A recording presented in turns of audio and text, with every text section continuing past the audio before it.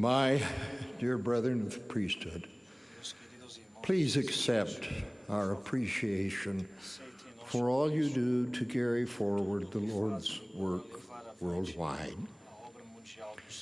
I desire to speak about the sacred offices of those priesthood leaders who have been called and chosen to guide the church in this day. This is a special year for at least two reasons. Este é um ano especial por pelo menos duas razões. A primeira é que comemoraremos o bicentenário do nascimento do profeta Joseph Smith em dezembro próximo. E segundo, o presidente Gordon B. Hinckley comemorou seu aniversário de 95 anos em junho passado. Testifico que o profeta Joseph Smith foi chamado e escolhido como o primeiro profeta dessa dispensação, e que o presidente Gordon B. Hinckley é o profeta, vidente e revelador atual desta igreja. Quando Mike Wallace entrevistou o presidente Hinckley há alguns anos no programa de televisão 60 Minutes, ele disse: "As pessoas dirão que esta é uma igreja dirigida por velhos." Ao que o presidente Hinckley replicou: "Não é maravilhoso ter um homem maduro à testa dela? Um homem cujo critério não é levado em roda por todo vento de doutrina?" Então, se qualquer um de vocês acha que a liderança atual é velha demais para guiar a igreja, o presidente Hinckley poderá dar mais conselhos a respeito da sabedoria que vem com a idade. Dos 101 apóstolos chamados nesta dispensação, somente 14 serviram mais tempo do que o presidente Hinckley. Ele serve há mais tempo como apóstolo do que Brigham Young, presidente Hunter, presidente Lee, presidente Kimball e tantos outros que serviram. É maravilhoso ter sua liderança inspirada. Perdoe-me por dizer que eu mesmo me sinto como se estivesse às portas da morte.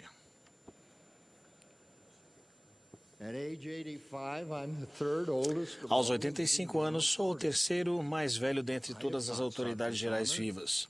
Não busquei essa honra.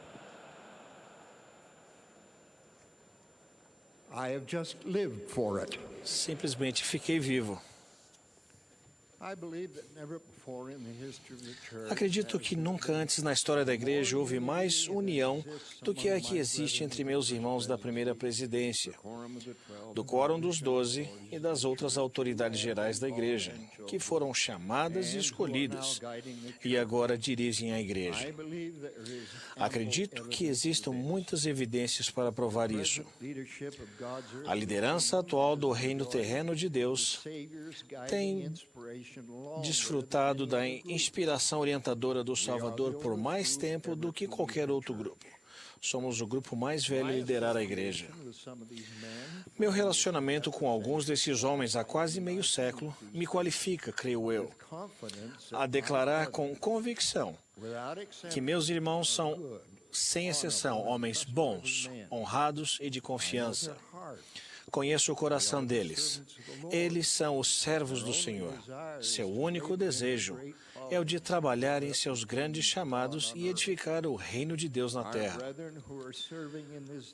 Nossos irmãos que servem atualmente são experientes, testados e leais. Alguns dentre nós não são mais fortes fisicamente como costumavam ser, mas puro é seu coração, grande é sua experiência, aguçada é sua mente e sua sabedoria espiritual é tão profunda que é um conforto apenas ficar perto deles. Senti-me humilde e sobrecarregado ao ser chamado como assistente do Quórum dos 12 Apóstolos há 33 anos.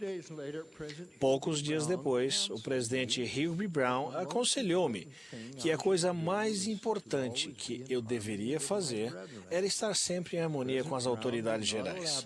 O presidente Brown não explicou nada em detalhes, apenas disse: apegue-se às autoridades gerais. Entendi que aquilo significava que eu deveria seguir o conselho e a direção da primeira presidência e do Quórum dos 12. Isso ressoou como algo que eu queria fazer com todo o meu coração. Talvez outras pessoas não concordem com esse conselho, mas ele merece uma consideração cuidadosa. Concluí que a orientação espiritual depende, em grande parte, de se estar em harmonia com o presidente da igreja, com a primeira presidência e com o quórum dos 12. Todos os que são apoiados, como hoje, como profetas, videntes e reveladores. Eu não sei como podemos achar que estamos em plena harmonia com o Espírito do Senhor se não estivermos em harmonia com o presidente da igreja e com os outros profetas, videntes e reveladores. Quando eu era diácono, meu pai levou a mim e meu irmão mais velho para a reunião geral do sacerdócio no tabernáculo. Lembro-me de como fiquei entusiasmado por estar na presença do profeta de Deus, o presidente Heber J. Grant, e de outros profetas e apóstolos. Escutei atentamente suas mensagens e guardei no coração o que eles disseram. Com o passar dos anos, os temas de seus discursos têm sido repetidos muitas vezes. Espero que alguns deles sejam novamente repetidos nessa conferência. Eles são essenciais à nossa salvação e nós precisamos da repetição. Desde o início do mundo, a história tem registrado muitos exemplos daqueles que não viveram em harmonia com os profetas. No início de nossa dispensação, vários dos 12, lamentavelmente, não permaneceram fiéis ao profeta Joseph Smith. Um deles foi Lyman E. Johnson, membro do Quórum dos 12 original, que foi excomungado por conduta iníqua. Posteriormente, ele lamentou sua queda espiritual. Ele disse: "Eu daria minha mão direita para acreditar no Evangelho novamente. Naquele tempo, sentia-me cheio de alegria e contentamento. Meus sonhos eram agradáveis. Quando acordava pela manhã, meu espírito era jovial. Eu era feliz dia e noite, repleto de paz, alegria e gratidão. Mas agora tudo é escuridão, dor, tristeza e tormento eterno. Desde aquela época, jamais tive um momento feliz." Ele morreu em um acidente de trenó em 1856, aos 45 anos de idade. Lucas Johnson foi chamado ao Quórum dos 12 original em 1835. Seu compromisso espiritual enfraqueceu devido a algumas especulações financeiras que fez em 1837. Olhando para o passado, ele disse: "Minha mente obscureceu-se e fui deixado para traçar meu próprio curso. Perdi o Espírito de Deus e negligenciei meu dever. A consequência foi que, em uma conferência realizada em Kirtland, em 3 de setembro de 1837, fui desligado da igreja. Em dezembro de 1837, ele uniu-se aos apóstatas, denunciando publicamente a igreja, e foi excomungado por apostasia em 1838. Durante 8 anos, praticou a medicina em Kirtland. Então, em 1846, ele e a família retornaram ao convívio dos santos. Disse ele: "Eu parei à beira do caminho e me mantive à margem do trabalho do Senhor. Mas meu coração está com este povo. Quero associar-me aos santos, acompanhá-los para o deserto e continuar com eles até o final." Ele foi rebatizado em março de 1846 e seguiu para o oeste com a Companhia Original de Pioneiros em 1847. Faleceu em Salt Lake City em 1861 como membro ativo da igreja, aos 54 anos de idade. Meu conselho aos membros da igreja é: apoiem a primeira presidência, o Quórum dos 12 e outras autoridades gerais de todo o coração e alma. Se o fizermos, estaremos em Porto Seguro. O presidente Brigham Young disse que se recordava das muitas vezes que o profeta Joseph Smith Contava que tinha que orar continuamente, exercer fé, viver sua religião e magnificar seu chamado para obter as manifestações do Senhor e manter-se firme na fé. Todos nós devemos esperar alguns desafios à nossa fé. Tais desafios poderão vir de maneiras diferentes. Talvez nem sempre gostem do conselho que os líderes da igreja lhes dão. Eles não estão tentando ser populares. Eles estão tentando ajudar-nos a evitar as calamidades e as decepções que vêm por meio da desobediência às leis de Deus.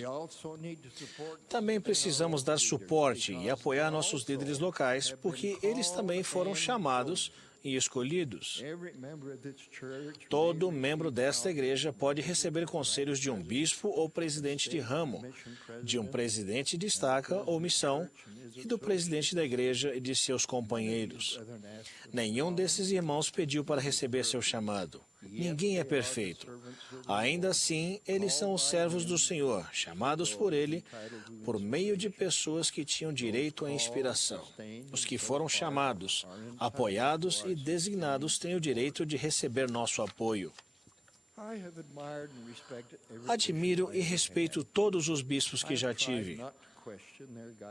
Tentei não questionar sua orientação e sinto que, ao apoiar e seguir seus conselhos, fui protegido contra o engano dos homens e a astúcia.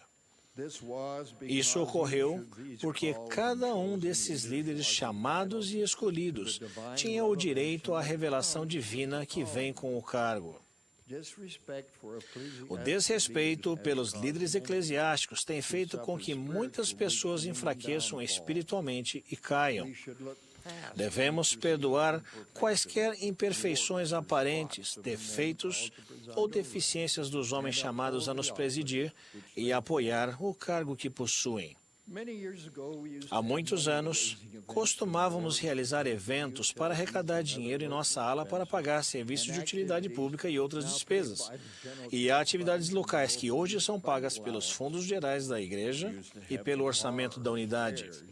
Costumávamos ter bazares, feiras, jantares e outras atividades para levantar fundo. Naquela época tínhamos um bispo maravilhoso, devotado e empenhado. Um membro de uma ala vizinha descobrira que a máquina de bola ao alvo era uma boa atividade para se arrecadar dinheiro. Os participantes pagavam para tirar bolas em um braço mecânico. Quando acertavam o alvo, fazia com que a pessoa que estivesse sentada sobre um grande tanque de água fria caísse dentro dele.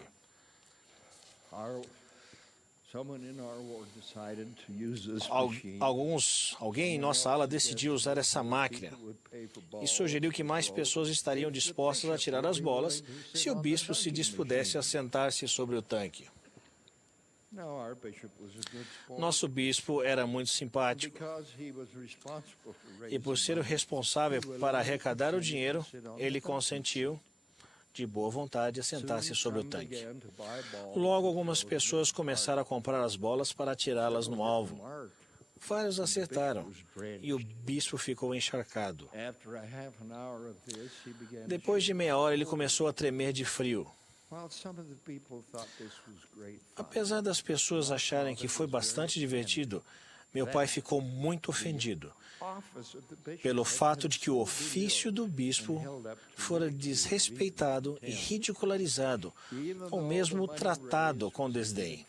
Muito embora o dinheiro levantado fosse para uma boa causa, ainda me lembro de ter sentido vergonha, porque alguns de nossos membros não demonstraram mais respeito, tanto pelo ofício quanto pelo homem, que dia e noite nos servia tão bem como nosso bom pastor.